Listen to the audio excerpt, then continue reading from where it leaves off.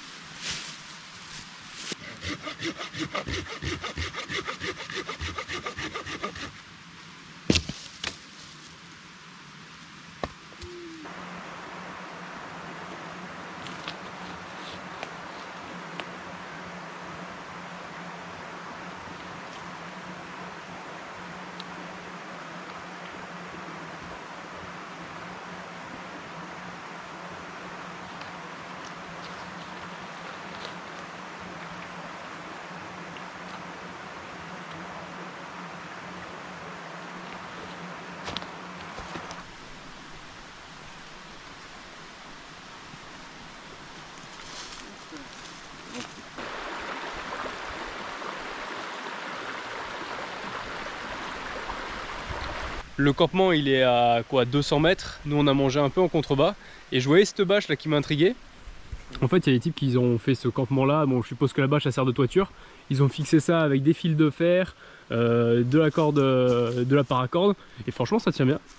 Là il y a le tabouret, le gros foyer de feu, ils ont taillé la bûche, enfin le tronc pour faire des bancs et juste en contrebas là, hop là, il y a la rivière qui passe là aussi.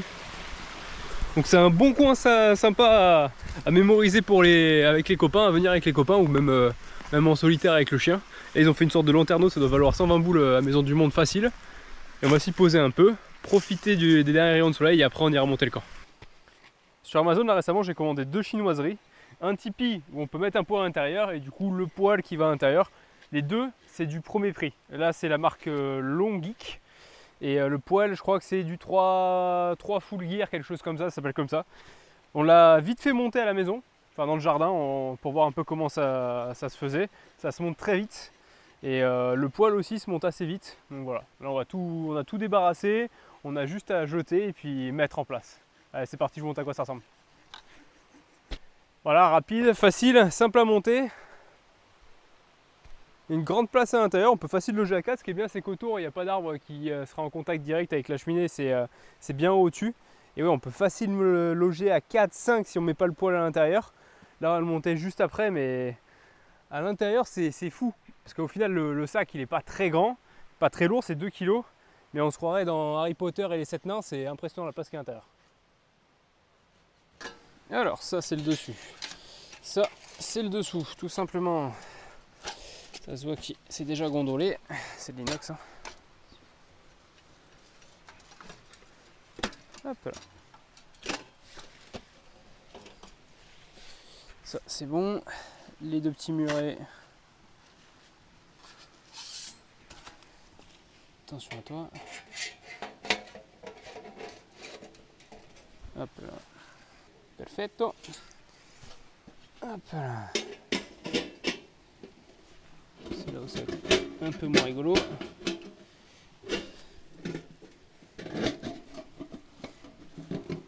Au final, ça a l'air d'aller.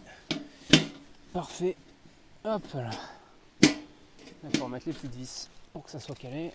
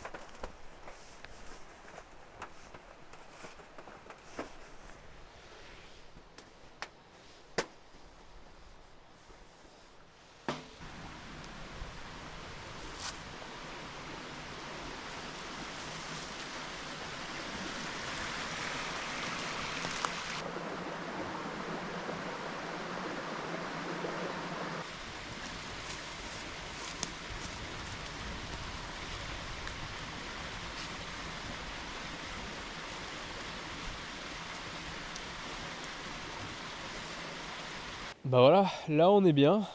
Un hamac, deux hamacs, une tente avec un poêle, un tipi avec un poêle, une femme, un chien, la rivière en contrebas, un temps plus que correct. Non, franchement, on est bien. On est arrivé sur les lieux très tôt. Il était sur le coup des 13h. Là, il est 17h15.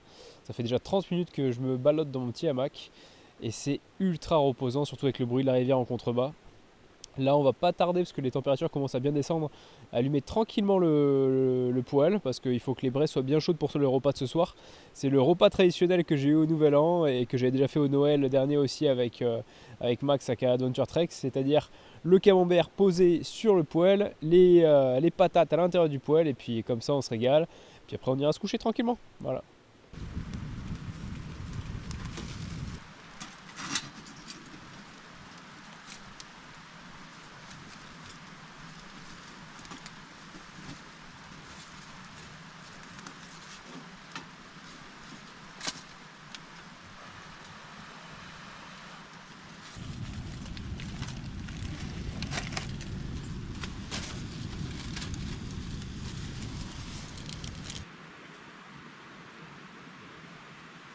C'est bon.